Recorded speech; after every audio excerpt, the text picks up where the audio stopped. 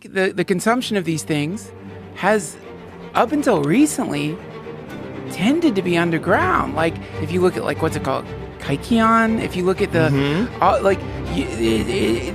it has been weirdly an underground thing. And I think that's that if there is some cool thing that came from us coming up on the war on drugs. Yeah.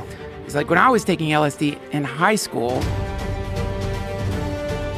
and getting like an immediate reality check, which is like, you're hearing about this as being like, since you were a kid, you're gonna go nuts. You're gonna like become legally insane, whatever the fuck that means. And then you take it. And you're processing weird shit that happened in your childhood. You're loving yourself. You're looking at the world and seeing it like it's the most beautiful thing you've ever seen. You're hearing music that you've heard a million times for the first time. And you realize, oh, they're lying. This is wonderful. This isn't madness. And if it is madness, then this is the kind of crazy all of us need to go.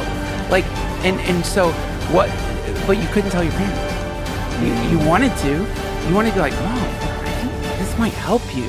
But you couldn't because you'd be fucked. Right. So, 5-year mandatory minimum, 5-year fucking mandatory minimum. They're locking people up, still people in jail right now for this fucking beautiful gift to humanity. And so we got to experience it from the underground perspective, which was mostly horrific. It produces paranoia. You were scared. You felt like a criminal for nothing. So, yeah, man, like but if you look at the history, any substance like psilocybin, LSD, that breaks down the identity, that allows freedom from the sense of this is me and that's you, and produces at least the potential for merging with reality and with other people, it's not going to work for that fucking hierarchical system. For the hierarchical system to function, you need you're below me, you're above me, and the moment you're like we're all the same, then suddenly the caste system stops working, classism stops working, the whole fucking thing falls apart. Which is why I think that book you gave me, The Sacred Mushroom and the Cross, or you didn't give me when I was living with you. You actually, I was a dick. I left it on the fucking floor. Like, one of the reading materials you gave me during that wonderful time was this insane book about how Jesus and Christianity has its roots in psilocybin. Yeah. But like, if you, just for the sake of this rant, if you look at Jesus as psychedelics,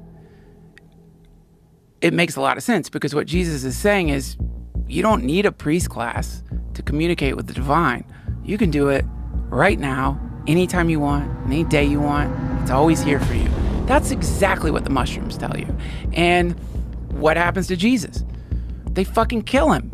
And so it's like the relationship between centralized power and psychedelics has always been a contentious one. Right. Because the psychedelics just tell you, yeah, you're okay. That's one of the things they'll tell you. Maybe you need to fucking like walk your dogs more or whatever. But like ultimately you get this realization, I'm okay. It's also the power structures that exist without psychedelics aren't possible if everyone's on psychedelics. And then you have ancient Greece, right? So like how did ancient Greece emerge? It emerged because of the Kukion.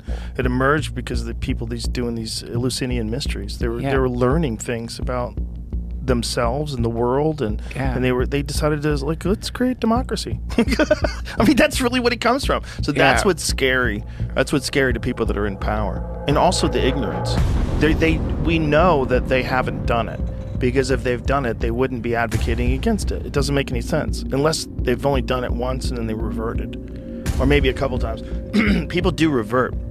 One of the things that makes people revert is they get older and they get bitter. Subscribe.